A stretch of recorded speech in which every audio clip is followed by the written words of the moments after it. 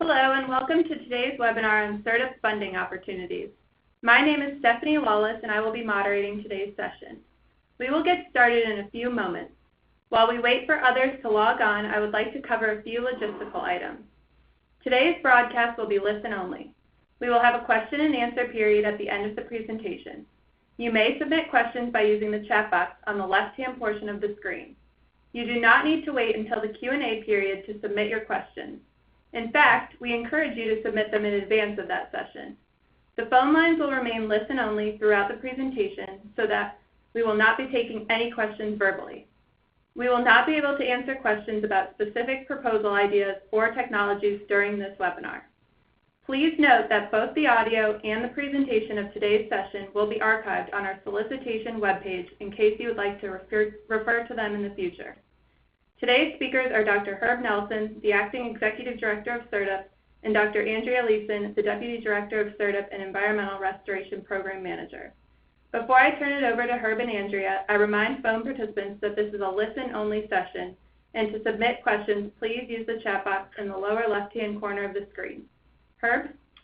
Thank you, Stephanie, and welcome to you all. We're very pleased to be able to have released this supplemental solicitation and to be able to make a presentation about it today to try to fill everybody in, and then hopefully at the end there will be a lot of good questions which we're happy to answer. So if we go to the next slide, please. Let me just give you a small overview about us. We are really two programs. SERDP, the Strategic Environmental Research and Development Program, which is on the left-hand side of your screen, is a science and technology program, and that is the subject of the presentation today. We also have a companion program, the Environmental Security Technology Certification Program, which is on the right-hand side of your screen, and that is a demonstration validation program. Many of the SERDP projects follow on the STCP, but certainly not all of them. The next slide shows a little detail about SERDP. Remember, again, it's the Strategic Environmental Research and Development Program. This program was established by Congress in fiscal '91 and is a DoD, DOE, and EPA partnership. This third small bullet is actually something that's very important for our operation. We're a 6.3 or an advanced development program element, but we have the authority to support research from basic research through advanced development. And of course, we work on high priority environmental science and technology issues that are unique mostly to DoD. There are certainly some of the issues and some of the statements of need today that we're going to discuss that have spin off into other issues, but we work on them from a DoD perspective. This just shows it says at the top the environmental technology development process, but this is actually the Department of Defense's standard technology development process where requirements come in, and then as we progress through basic, through applied research to advanced development, and then finally to demonstration and validation. And as I said a slide ago, SERDP spans the first two of those from basic research to advanced development, and then ESTCP picks it up after that.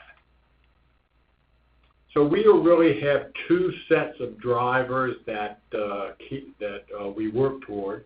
The first of these is remediating contamination from past practices, and you'll see that one of the three of the SONs, that we're going to discuss today relate to this. And we also work on the right-hand side of your slide, what I call the defense industrial base, or what I refer to as defense industrial base, where we're looking to minimize the hazardous materials that are generated through DoD processing operations. And then the other half of our mission is to work on sustainability of ranges, and that can involve itself through helping managers of DoD ranges with their threatened and endangered species responsibilities. That's the subject of some of the SONs of the day. Air and dust emissions, noise, reacting to the changing environment, many of the things that you see on this slide. So we have organized ourselves for internal management reasons into 4 program areas. Starting on the upper right, we have environmental restoration, which is, I refer to as traditional chemical cleanup. Then we have munitions response, which is a cousin of environmental restoration, just the things being remediated or unexploded munitions. Resource conservation and resiliency. And then on the top left, weapon systems and platforms. And all but munitions response have a statement of need in this supplemental solicitation. So here is a quick view of how the program goes at SERDP. As I said earlier, environmental requirements come in from the services, come in from the DoD components, through our SERDP technical committees, which have representatives from the services, from DOE, and for EPA. And you can see these technical committees are really central to our whole operation. There's several loops, and every loop involves the program technical committees. They help us with evaluation, they help us put together a statement of needs, and then they help us manage funded projects. So the solicitation has a little bit of different rules, just barely from our normal solicitation, which comes out in about another month. We are looking at this solicitation only for limited scope statement of needs, and by that we mean $200,000 or less in total value, and scope of and length of project of approximately 1 year.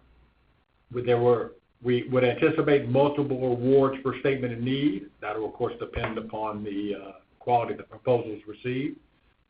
And the opportunity has been presented in 2 venues through a broad agency announcement, which is open to universities, industries, and non-governmental organizations, and through a federal call for proposals, which was submitted through the SERDP Council. Sorry about that. So here is the sort of timeline. Well, although there are no times on it, so maybe it's not a timeline, but here is the way it's going to work. As I said earlier, we put out both a broad agency announcement and a federal call for proposals. Since these are only limited scope proposals, we're only asking for full proposals, and the details are on the web page for proposal construction. These will undergo staff review and then technical committee review, and the selection will be made by the technical committee in conjunction with the program managers and the director of SERDP. The dates that are important for you are on the next slide. The statements of need will be released on the 14th of this month. Proposals are due, it's a relatively short term. Proposals are due on October 19th by 2 o'clock in the afternoon through the online management system, SIMS. Proposals are only accepted through the online management system. Technical committee review will happen in November of this year. Proposers should be notified in December, and we'd like to get projects going right after the first of the calendar year. So pay, please, careful attention to the link on the bottom of this slide. All these things I've said and all the details about how to submit a proposal are listed on the website. So the selection criteria are very much in line with the normal sort of practice, but we'll go over them here. The very first selection criterion is always a relevance to the statement of need gate, and this is really a pass-fail thing. Does the proposed technology or does the proposed research program address the statement of need objective? The second of these, of course, is it in the correct stage of development for a SERDP statement of need? Clearly, SERDP is not a demonstration validation program like ESDCP is, so we are looking for basic or applied research or advanced technology development. So 6.1 through 6.3 in DoD language. Once you pass the relevance gate, then there are really 2 criteria that are applied. The most important, of course, is technical merit, the overall scientific and technical merit of the symposium, the understanding exposed by the language of the symposium, and obviously innovative technologies or innovative research programs are most sought. And then the secondary consideration is transition potential. Can we see, and has the proposer demonstrated a future development path that will get these technologies out and solving DoD problems? So we're often asked what makes a competitive proposal, and it's really pretty much the same for SERDP as it is for almost all funding organizations in the federal government. One clearly needs to address the statement of need. I've said that on the last slide, and I'm saying that again on this slide. Please don't stretch hard to try to make the statement of need. We really need proposals that address the statements of need. The proposer needs to demonstrate a good understanding of the state of the science, be familiar with the literature, not be proposing something that was done 5 years ago that they haven't had time to look up. This is a science program, so we're looking for hypothesis-driven work. We'd like you to clearly state the hypothesis and then clearly lay out the technical approach that you propose to validate or invalidate that hypothesis. with both enough detail so that we can understand what you're going to do and a clear enough experimental design so that the selection committee can have confidence that when the proposal is chosen that we will get the value for our research dollars. So that's the end of my section of the presentation. Now I'm going to turn it over to my colleague Andrea Leeson, who's going to give you a brief summary of the statements of need, and then we'll be happy to answer questions. Okay, thanks, Herb. So before I jump in, as Herb said, this is going to be a relatively brief overview of the statements of need. The idea is really just to introduce which statements of need we've released, and then encourage you to go and read the statements of need quite thoroughly. As Herb also mentioned, our first criteria for looking at these proposals is if they are relevant and do they meet the sub-objectives that we've listed out in the statement of need. So within this solicitation, we have 5 statements of need we've released. The first 2 are under the environmental restoration program area, and both are addressing the issue of PFAS, per and polyfluoroalkyl substances. This first one is dealing with the treatment of investigation-derived waste, and this is an issue on many military bases now that we are looking in more detail at the occurrence of PFAS on our military bases.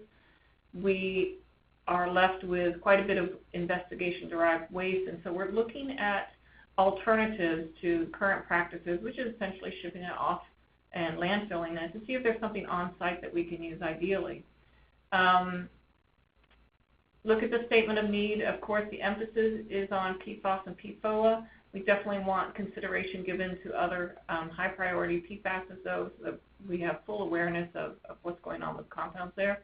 And I also recommend you take a look at the workshop report that was generated recently. This was a workshop that we held in May of 2017 to brainstorm about the direction SERDP and ESTCP needed to go over the next 5 years or so in terms of research, demonstrations, and technology transfer efforts on issues associated with PFAS. The next statement of need that was released under this topic area was to address specific knowledge gaps in our understanding of PFAS. These are knowledge gaps that were identified during the workshop. And if you look at the sub-objectives that are listed there, you can see that these are fairly divergent topics. And so the proposals we're asking for are not intended to address every sub-objective within one pre-proposal or proposal. It really wouldn't be possible. You should look at one of the sub-objectives and look to address that in an individual proposal. We've got 3 different topics here. These are all ones that were identified during the workshop and really are issues that are needed to form a basis before additional research can be conducted.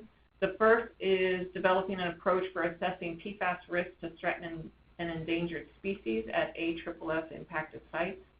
The second is looking to summarize the characteristics of PFAS waste streams that we have from common approaches at our DoD sites. And then finally, developing a framework of lines of evidence for assessing the effectiveness of remediation technologies based on the current state of the science. We next had 2 statements of need that were released under the Resource Conservation and Resiliency Statement of Need.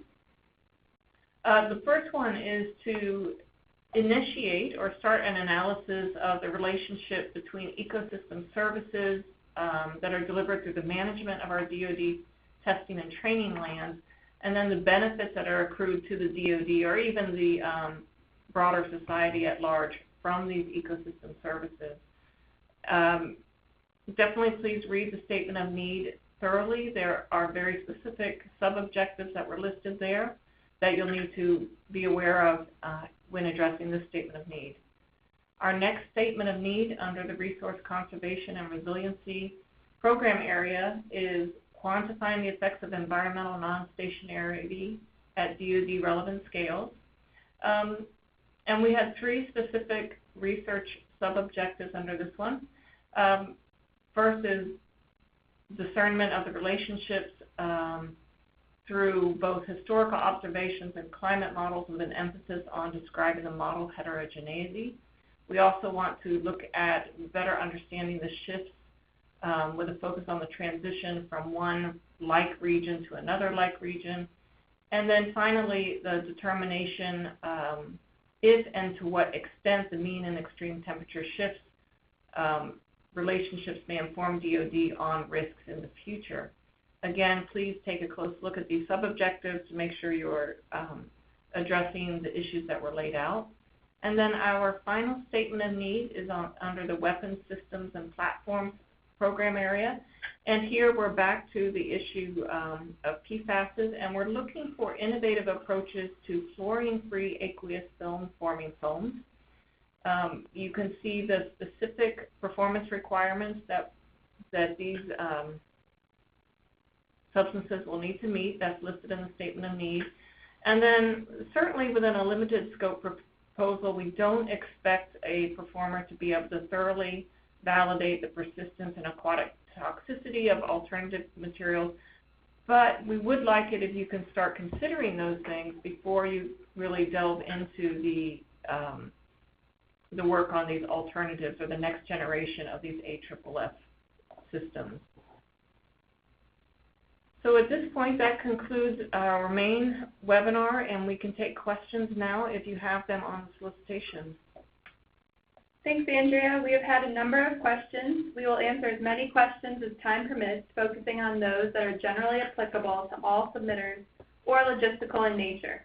Please note that we will not be able to answer questions about specific proposal ideas or technologies during this webinar.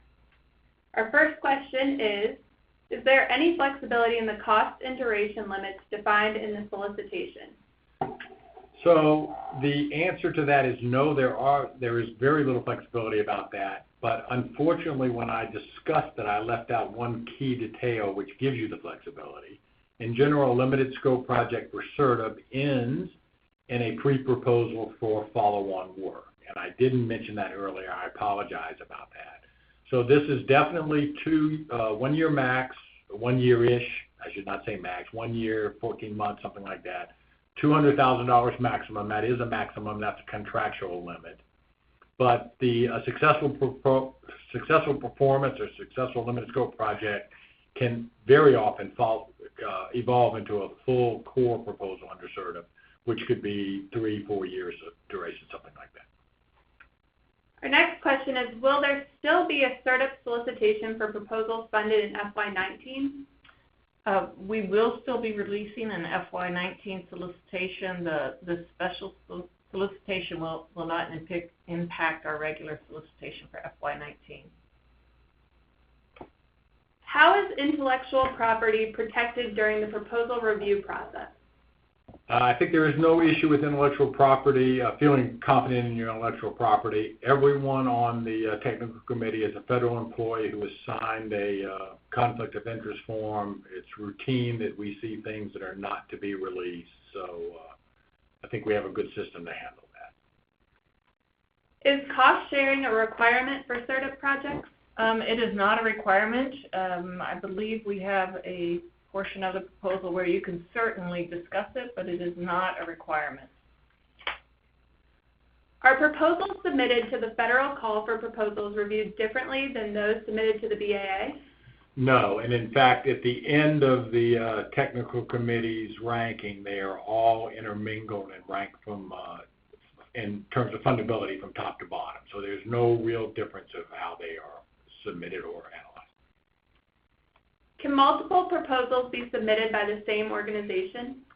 Yes, we have no limit on the number of proposals that can be submitted from the same organization.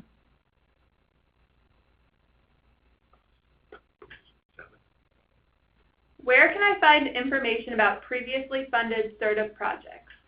So in general, the best place to find any information about SERDP, but particularly this previously funded project, is on the SERDP website, which is serdp-estcp.org. It was also listed on several of the slides. You may, the quickest way might be to go to the individual program areas. In the middle of the navigation bar on the top is program areas, and then if you're looking for an environmental restoration or a weapons system platform, whatever, go to that program area and look for related projects. Okay, great. Are there U.S. citizenship requirements for SERDP investigators or co-performers? There is not. We currently are able to fund investigators within the U.S. or outside of the U.S. With or without U.S. citizenship.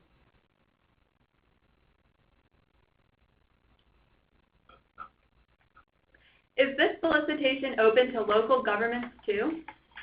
Yes, we certainly don't have a lot of local government or state government principal investigators, but it's not unknown that we have them. So yes, it is. Can you please review the proposal deadlines and funding timelines again? Yes, the proposals are due October 19th by 2 p.m. and those are submitted online. If you go onto our website, you'll get a link. You'll see a link to go to the submittal website. Then the selection process itself will be conducted in November with proposers notified sometime in December, and then we anticipate project initiation can begin in January of 2018. So it's a fairly compressed timeline.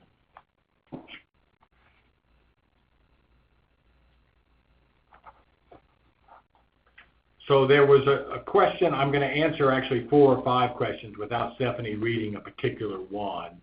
The particular question that I'm responding to is, can a small business partnering with one or more federal government team members propose under the BAA path? But there have been a lot of questions about how to make up teams, whether it's advisable to submit under the BAA path as a federal call for proposals. And I think that's an internal team decision completely. Whichever side you submit on, if it's to the BAA, then the private sector person will become the principal investigator and all our communication will be with them. Or if you submit under the federal call side, then of course the federal person will be the principal investigator and our communication will be with that person. So depending on how you've worked it out internally, it doesn't matter to us. Certainly we have many examples, if you check on the website, of partnerships that have come in with a private sector PI or a federal PI. Someone else also asked about how the money would flow in those cases, and that's also something that you may want to work out in your own team.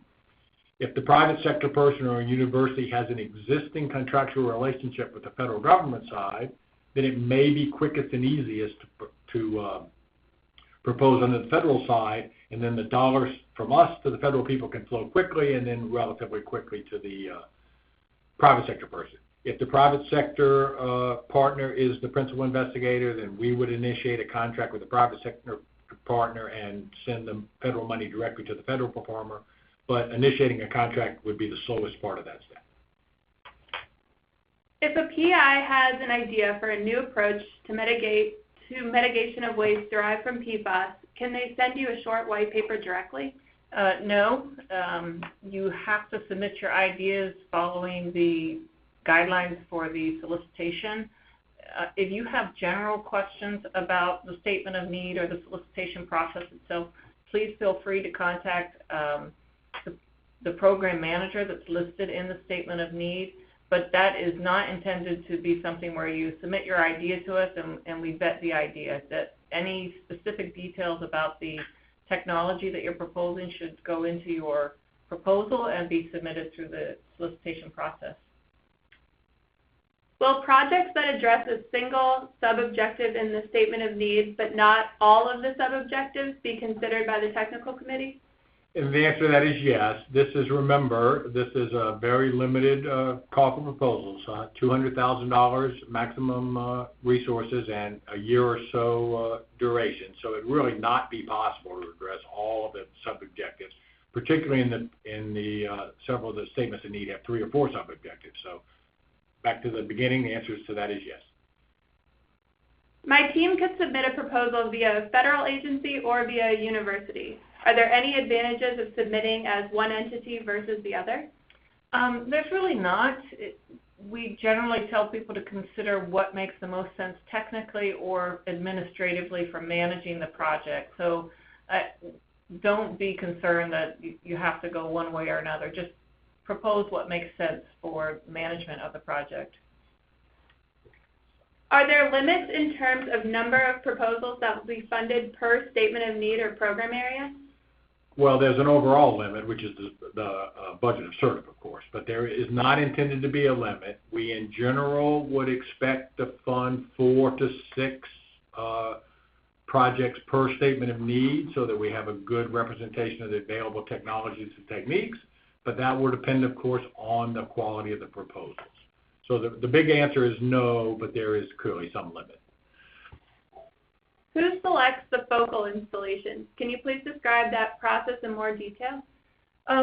Generally, we assist investigators with contacting installations that would have an appropriate site for them to conduct their research.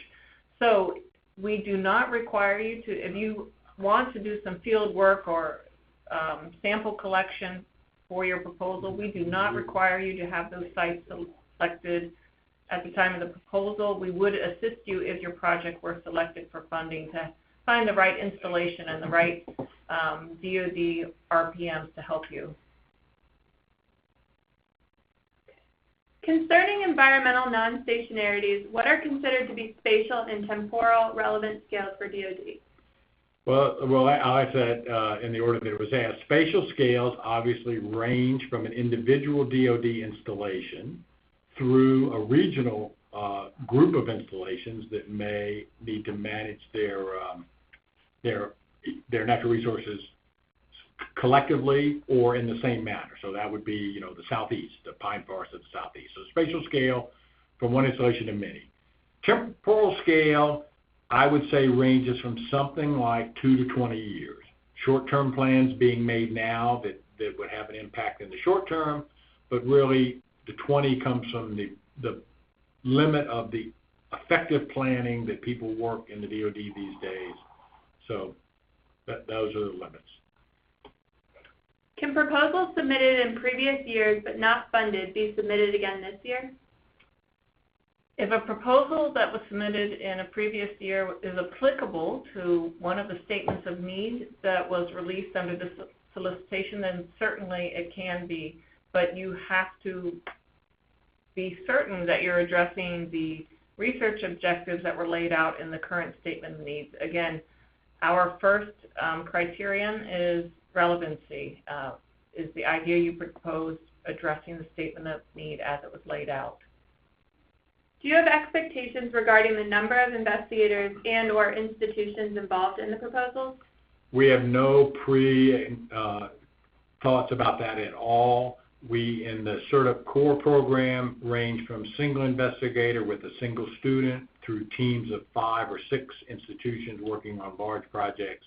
Clearly, in these limited scope proposals and projects, we're limited by the amount of money available, so I would be surprised if we would see 6 or 8 institutions. But if you can make it work, we're open to it.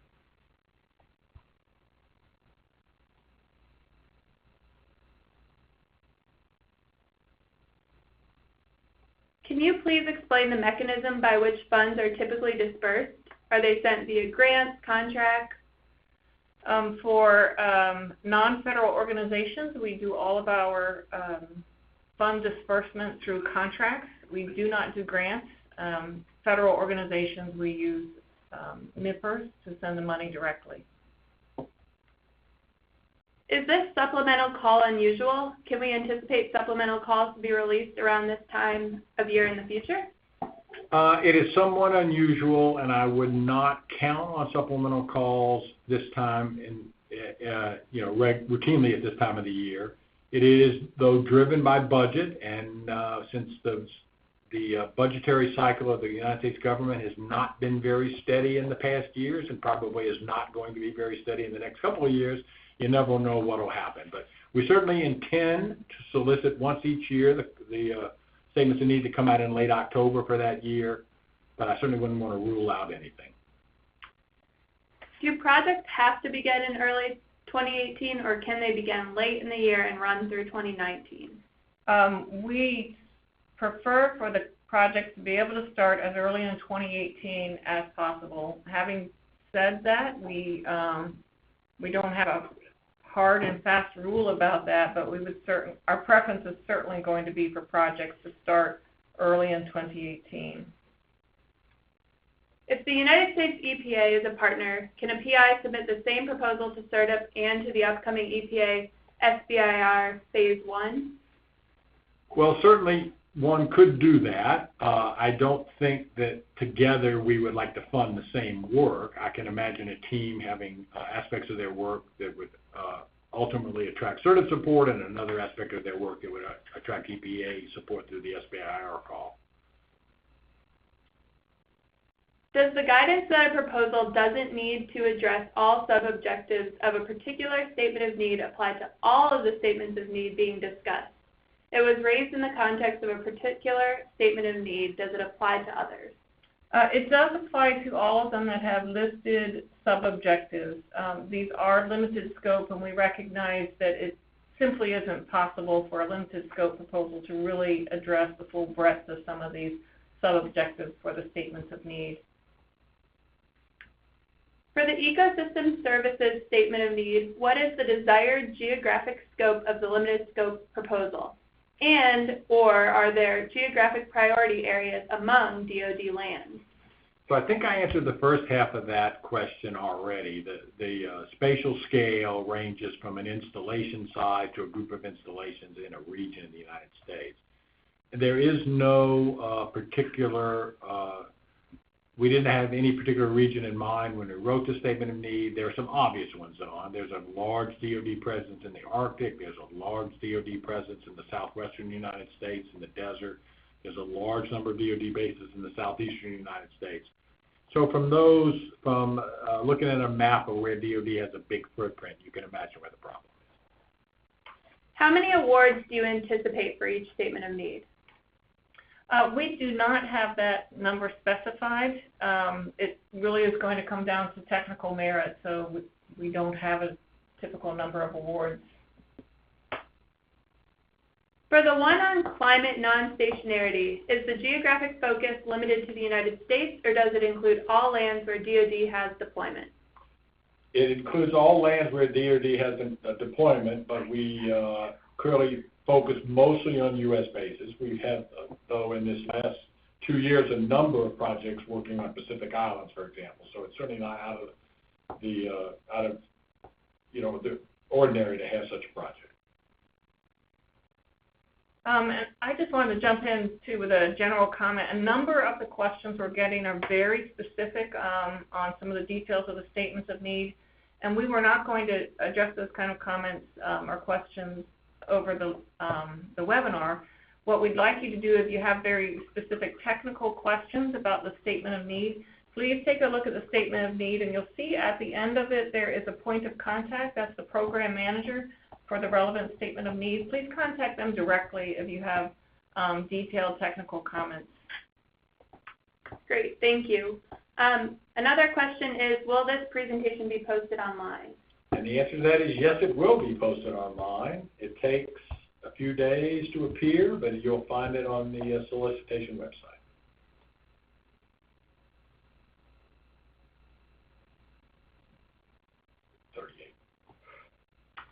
Can you be more specific about the project timeline beyond a year or so? Is 14 months okay?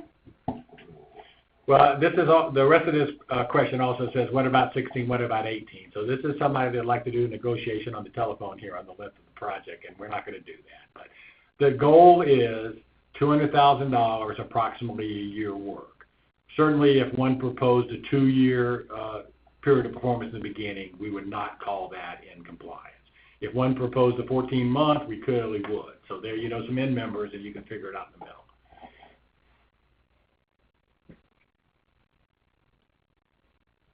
Is this webinar just focused on the October RFP, or is it also focused on the call in January? When will I be able to find out more information about the January solicitation? This webinar is just for the special solicitation that we just released and that's due next month. We will have another webinar about our SERDP solicitation. It'll be out later in October with the webinar. Generally, we hold the webinar about 2 weeks after the solicitation is released. If you're on our listserv, you will get a notice immediately when we release that solicitation. So if you're not on our listserv, I encourage you to go to our website and get on our listserv so that you can see that.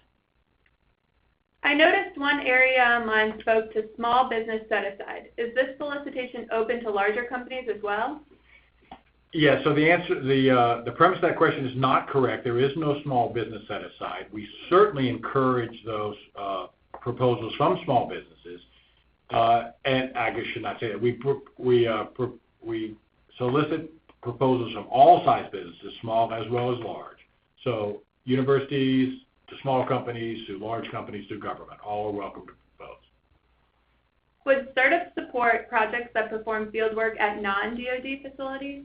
In general, we prefer to support projects that are on DoD facilities. However, under SERDP, we do occasionally support certain efforts that occur at non-DoD facilities, particularly when it more is involved in sample collection or modeling, better understanding a particular issue that's directly applicable to what would occur on a DoD land.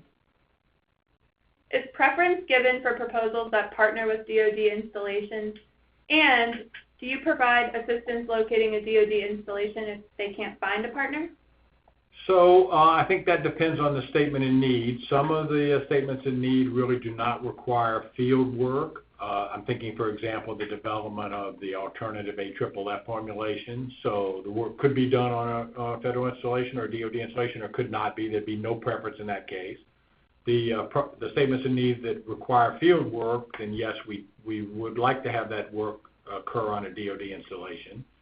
That is the second half of the question, though, is will someone help an individual or an institution make a connection with that DoD installation? And the answer to that is yes. That's one of the roles that our technical committee members serve, helping individual PIs after award find a place to do the work.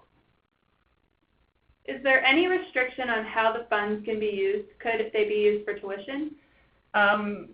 Restriction on how the funds can be used are certainly there, and often that will come up in the contracting process. But having said that, we do cover tuition when you have a student working on a project, so that is possible.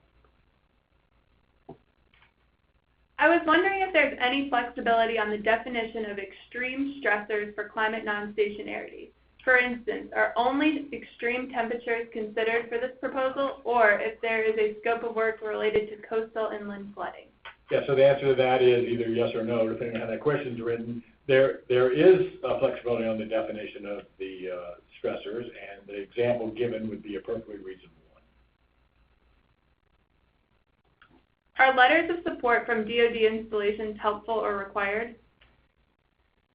I would say at this stage, perhaps a little less so, but given that these are limited scope proposals, that by definition often means proposals that are proof of concept.